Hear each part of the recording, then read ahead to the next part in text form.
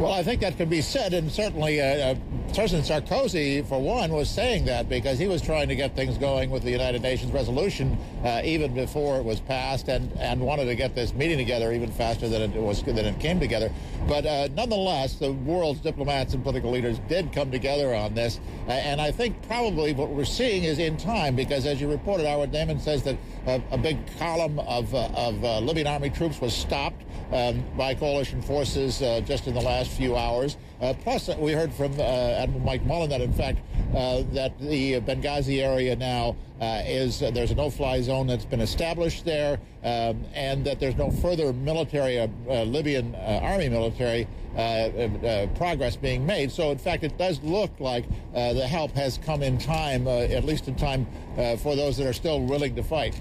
Richard?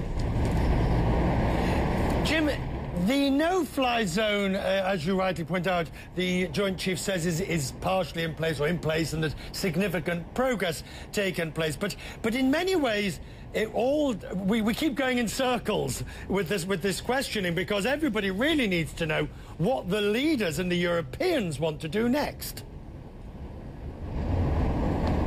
Well, the key leaders, David Cameron and Nicolas Sarkozy, are pretty committed to this, and they've certainly committed on the ground with the number of forces that they've got involved. Other leaders may be wavering to some extent, wanting to see how this goes. And as I mentioned earlier, in fact, there's some nations now are only just now coming into this coalition to join forces. So, and at least one in particular, Germany is staying out completely. We're also seeing Russia staying out, China staying out, and in fact mildly criticizing the operation, saying that they regret the fact that it's taking place. But they did abstain when the Security Council voted. So, nonetheless, there is some dissension in the ranks there. It appeared from what Muammar Gaddafi was trying to say this morning, that he was trying to exacerbate those divisions, trying to see if there are any breaks in the ranks.